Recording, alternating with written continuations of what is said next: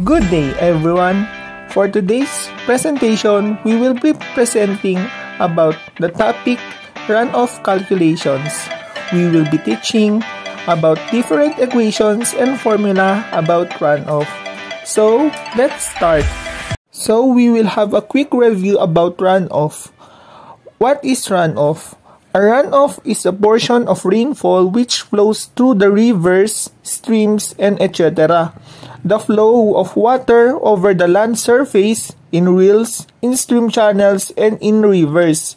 In small watershed, runoff is often equated with stream flow. So the equation for runoff is equals to precipitation minus losses, or runoff is equals to the surface runoff plus subsurface runoff.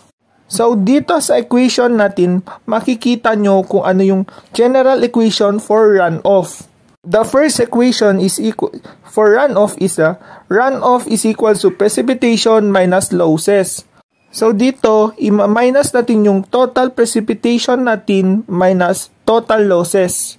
And for the second equation, runoff daw po is equals to surface runoff plus subsurface runoff.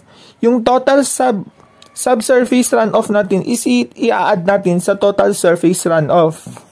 So next is the real-life application of runoff measuring instruments. In field, most commonly used devices for measuring water runoff are 1. Weirs, 2. Pressure flumes, 3. Orifices, and 4. Meter gates. Presenting to you the list of presenter for today's presentation. For the rational method and time concentration is Mika Gabiana. For rainfall intensity and rainfall coefficient is Miss Queenie Bell Rigor. And for curve number method, yours truly, Aldrin Caballes. And lastly, for flood frequency analysis, Ella May Padua and yours truly, Aldrin Caballes. Rational method. So, itong rational method is gagamitin natin para makalculate natin yung amount ng rainfall that run off from any particular area. So, ito yung formula and yung empirical equation niya. Yung QP is equal to C times I times A, where yung QP is ito yung peak rate or peak discharge ng runoff.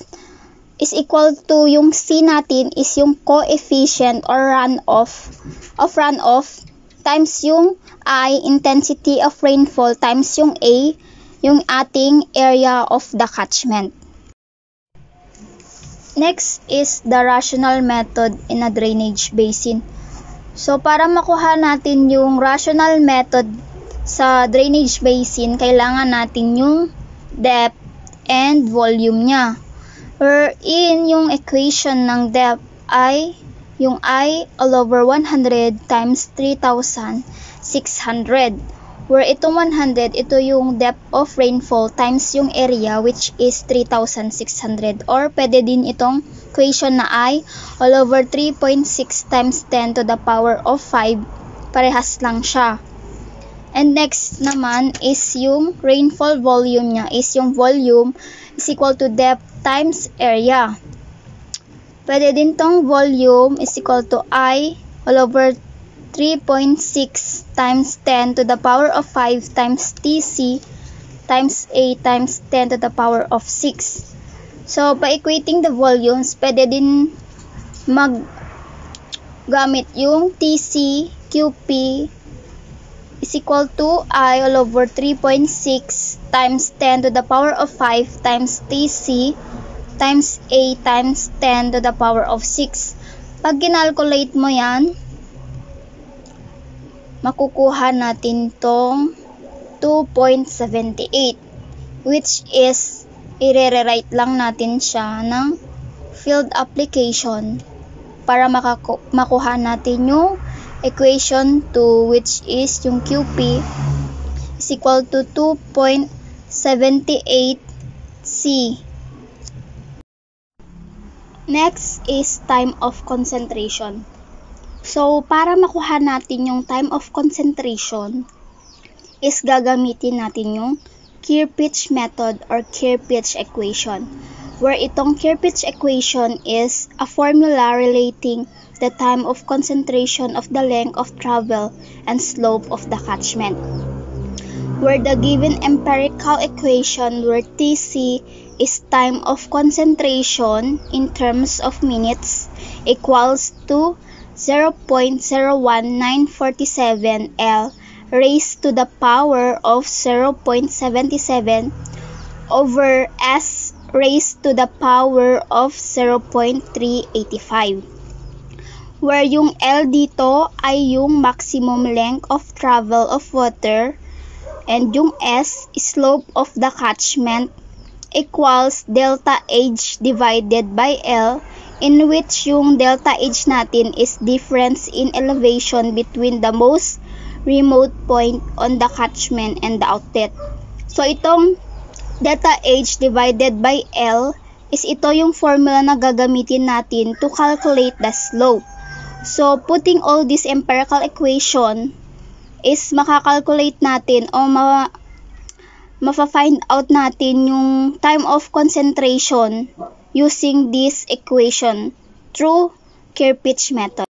So, here is the sample problem para maintindihan nyo yung rational method with time of concentration. So, an urban catchment has an area of 85 hectares. The slope of the catchment is 0.006 and the maximum length of travel of water is 950 meter. The maximum depth of rainfall with a 25-year return period is as below. So, ito yung duration niya. 5 minutes, 10, 20, 30, 40 to 60 minutes. Ito naman yung maximum depth of rainfall niya. Wherein 17 millimeter, 26, 40, 50, 57, and 62 millimeter. If a culvert for drainage at the outlet of this area is to be designed for a return period of 25 years, estimate the required peak flow rate by assuming the runoff coefficient as 0.3. Ito yung gagamitin nating solution, yung time of concentration. So, sabi ko nga kanina, para makuha natin yung time of concentration, gagamitin natin yung Kirpich formula or equation, wherein Tc is equal to 0.01947 L raised to the power of 0.77 divided by S raised to the power of 0.385 is equal to 0.01947 times 950 raised to the power of 0.77. So, yung 950, yan yung given na maximum length of travel of water, yung 950 mm, divided by 0.006 raised to the power of 0.385. Yung 0.006 is given din siya na dito sa may sample problem number 1 na slope of the catchment. So, kapag kinalculate mo yan, ang lalabas ay 27.4 minutes.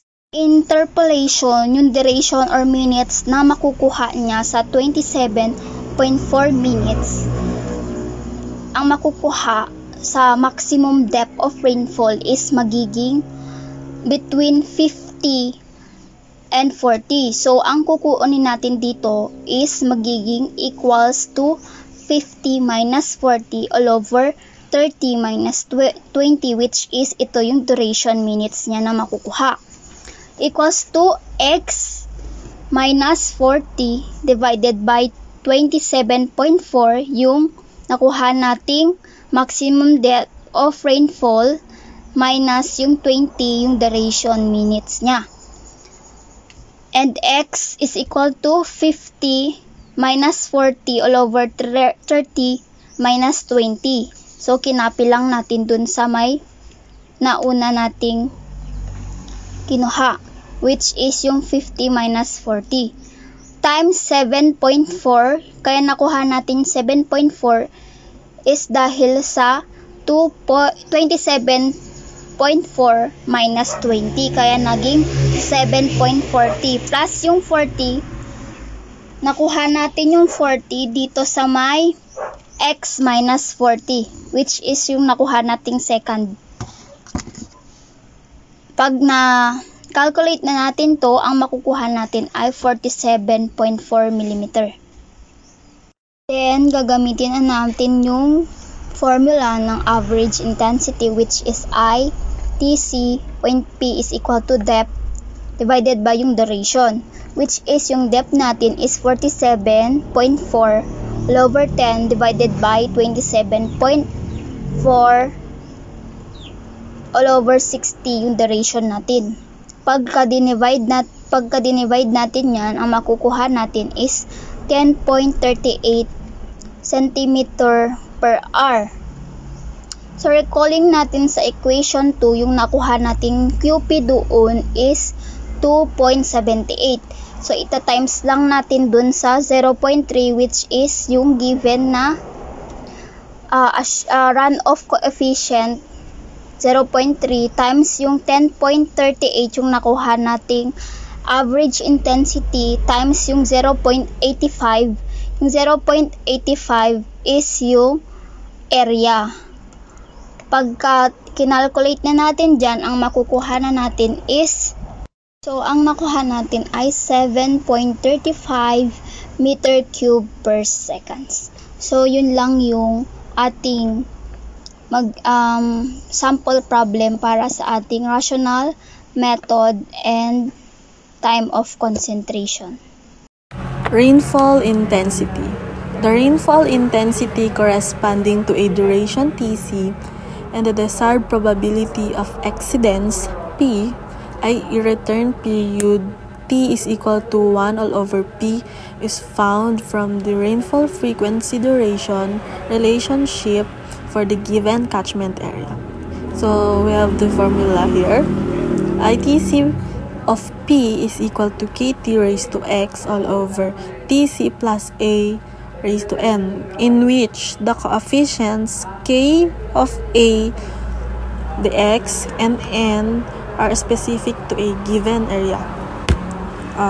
It is a rate which rainfall occurs, amount of rain that falls over time. So, yung rainfall intensity is tumutukoy siya sa lakas o bigat ng pag-ulan sa isang lugar. So, next, we have the sample problem. Ito yung, an engineer is required to design a drainage system for an airport of area 2.5 kilometers square for 35-year return period. If the equation of rainfall intensity is, so we have the I, the rainfall intensity, and the small t is the duration in minutes, and for the capital T is return period in a year. If the concentration time for the area is estimated as 50 minutes, for what discharge the system must design. For the solution, so our return period, we have the 35-year all over the duration in minutes, we have the 50 minutes plus 10 raised to 0.38. So, ang makukuha natin is 7.385 cm per hour. So, ang nakalagay pa dito, for what discharge the system must decide. Yung discharge, peak discharge, for the formula nyan is QP is equal to 2.78 times C times I times A. The C is a runoff coefficient. Tapos, yung I is intensity, rainfall. Tapos, yung A, area of the catchment. So, Ang ilalagay lang natin dyan is yung 2.78 times 1, yung runoff coefficient, times yung nakuha natin dun sa rainfall intensity na 7.385 times yung 2.5 na area natin. So, ang makukuha natin is 51.32 m³ per seconds. So, we have the runoff coefficient. So, ito yung formula niya. CE is equal to the integral of n of 1 CI AI all over the A or area, where AI the areal extent of sub-area, I having a runoff coefficient, CI, and N number of sub-areas in catchment. So, ano nga ba ang runoff coefficient?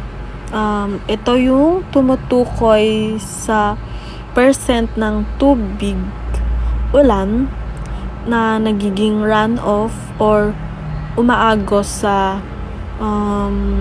ibabaw ng lupa. So, yun. We have sample again. May sample tayo ulit for runoff coefficient.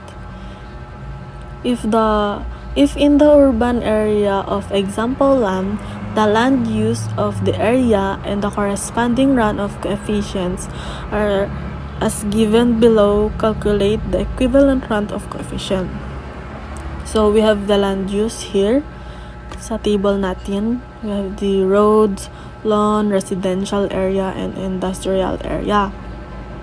So, ang magiging area nila niyan, for the roads, 8, for lawn, 17, residential area is for 50, sa industrial area is 10. Ang runoff coefficient niya is 0.70, 0.10, 0.30, 0.80. So, ang magiging solution niyan, ita-times mo lang yung sa runoff coefficient sa area. So, dun sa numerator. So, 0.7, the runoff coefficient, times the area natin. Plus, yun ulit, 0.1 times 17, plus 0.3 times 50, plus 0.8 times 10. All over yung area natin na 8 plus 17 plus 50 plus 10. So, ikakalculate muna natin yung numerator. So, ang makukuha natin dyan is 30.3 all over, kung ano yung all over 85 na nakuha natin sa denominator. After that, pag-divide din na natin yung 30.3 all over 85. So, ang makukuha natin is 0.36. Yun lang. For the curve number method, as seen in our presentation, the parameter S representing the potential maximum relations depend upon, number 1, the soil vegetation land use complex of the catchment. 2, the antecedent soil moisture content in the catchment just prior to the commencement of the rainfall event. For convenience in practical applications, the Soil Conservation Services has expressed S in millimeters in terms of dimensionless parameter Cn or the curve numbers. With that, we conclude in an equation of S is equals to 25,400 over our curve number minus 254, or 254 close open parenthesis, 100 over our curve number minus 1, in which the constant 254 is used to express S in mm. The curve number Cn is now related to the S which is in mm. That we conclude in another equation, which is Cn is equals to 25,400 over our S plus 254, and has a range of 0 is greater than Cn greater than 100. Cn is equals to 100 represents 0 potential retention. Cn is equals to 0 represents an infinitely obstructing catchment with S is equals to infinite number. Our curve number Cn depends on first, soil type, B, antecedent moisture condition, C, land use or cover. This is for the soils. Soils is divided into 4 groups, naming Group A, Group B, Group C, Group D.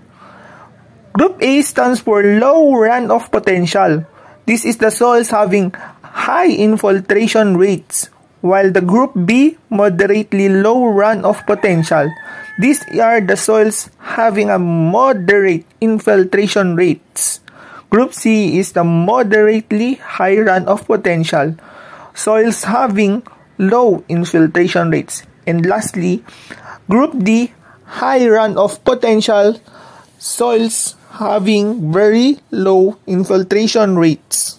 So first, we need to determine what types of soil yung nasa equation natin, like the sample problem natin mamaya, kung anong type siya ng soil, kung saan group siya belong. Like, for example, Group A, high infiltration rates, makikita natin kung ano yung group niya. Kung high ba siya infiltration rate, kung low, pasok siya sa Group C. Or kung very low, pasok siya sa Group D. Kung moderate lang, pasok siya sa Group B. Next is the antecedent moisture condition. There are 3 types of antecedent moisture conditions. The first is the antecedent moisture condition 1, which is soils are dry but not to wilting point. Satisfactory cultivation has taken place. Second is the antecedent moisture condition 2, which is there have average conditions. Lastly, antecedent moisture condition 3, which is sufficient rainfall has occurred within the immediate past 5 days. Saturated soil conditions prevail.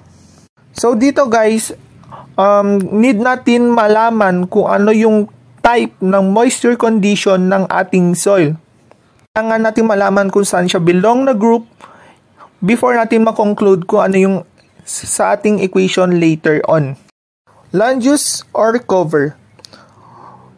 Land use or cover is divided into 2 equations, wherein for AMC1 or the antecedent moisture condition 1 is equals to the curve number 1 is equals to curve number 2 is over 12.281 minus 0.01281 curve number 2.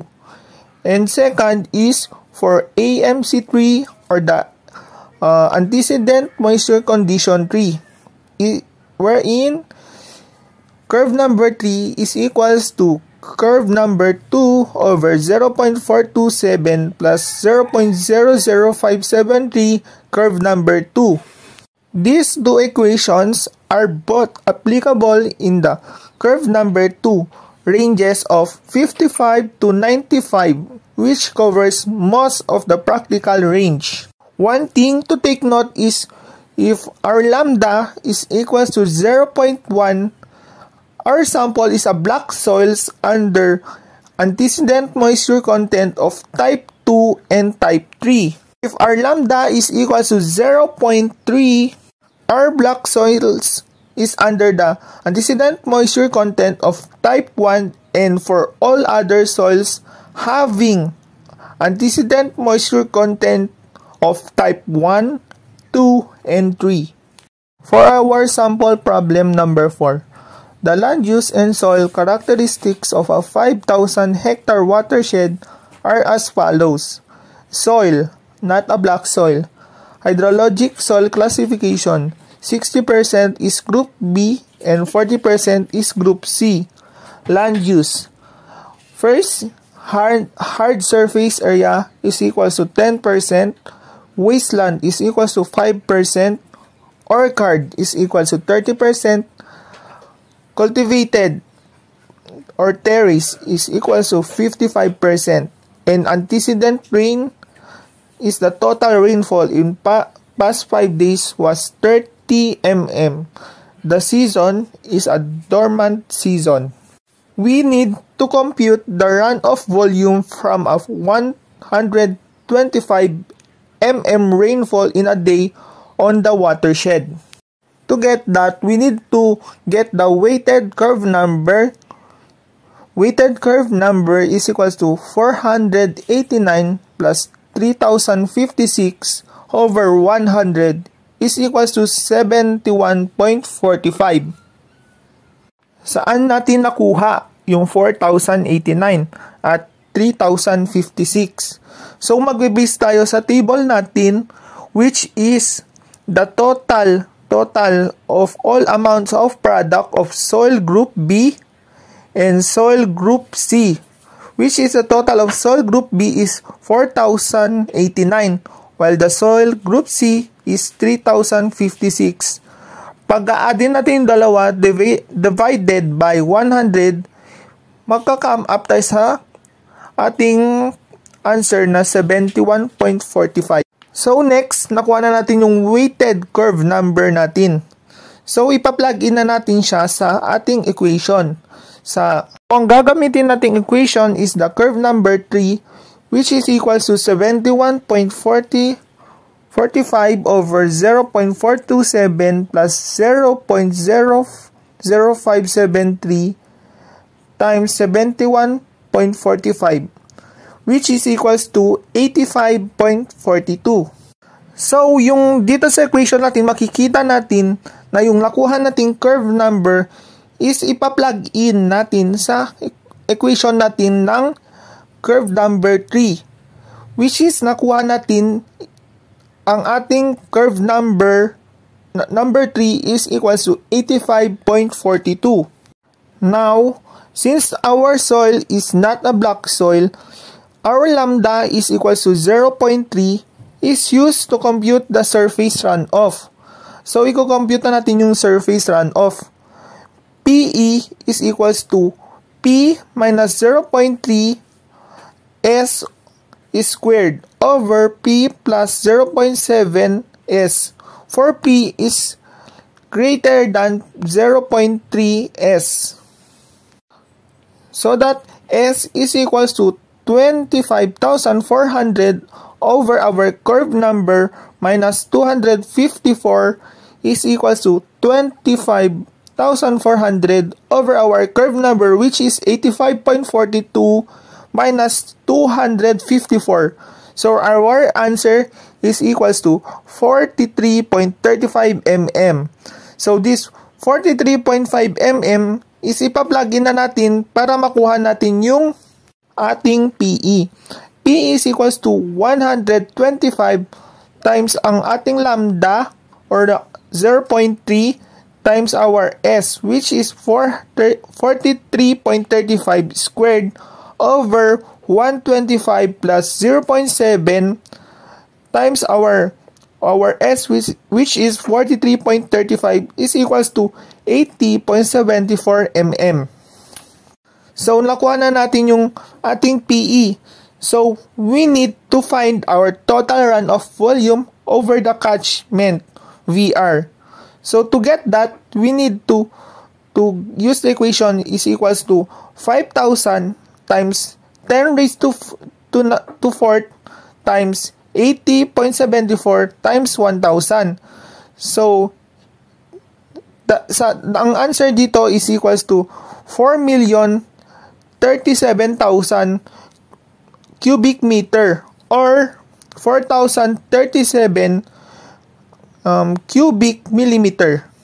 So dito sa equation natin, makikita natin na yung PE natin ay sinubstitute natin dito sa may part ng ating VR para makuha yung ating VR, which is itatimes natin sa 5,000 times 10 raised to 4 times ating PE times 1,000. Flood frequency analysis.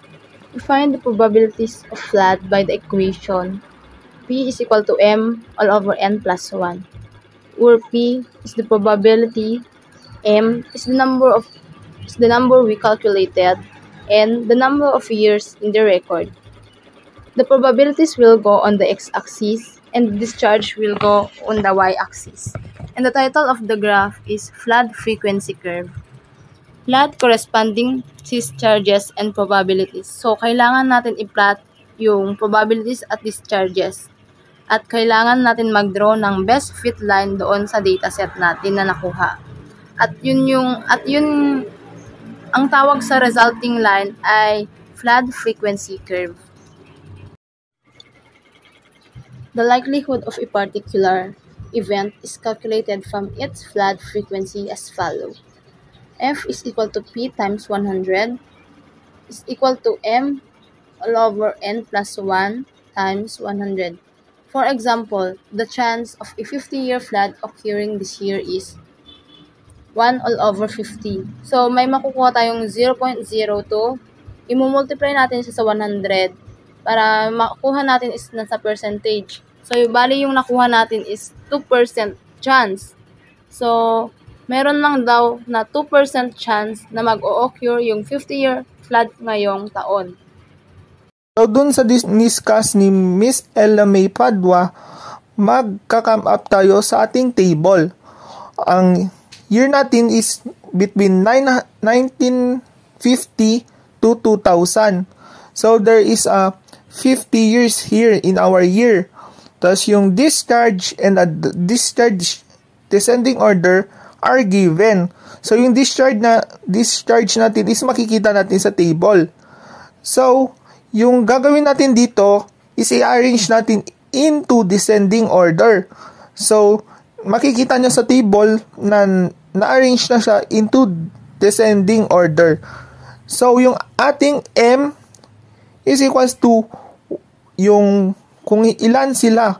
Mag-start tayo sa 1, 2, 3, 4 up to 50, which is yung total year natin is equals to 50. So, yung na-discuss na equation ni Miss Ella May Padua kanina, our P is equals to M over N plus 1%. So, magka-come up tayo sa answer na nasa table. So, next, for the flood frequency analysis. After natin makuha lahat ng nasa table, magpo-proceed na tayo sa ating graph. Sa ating graph, makikita natin that the 100-year flood natin has a 1% chance of happening in any 1-year period. So, para makuha natin yung probability, we need to get the annual peak discharge rank divided by 1 plus the period of record. So, we conclude that the 100-year flood has a 1% chance of happening in any 1-year period. So that ends our presentation for today. We do hope that you learned something about our presentation. I am Aldrin A. Caballas, together with my good mates. Thank you for listening and have a good day.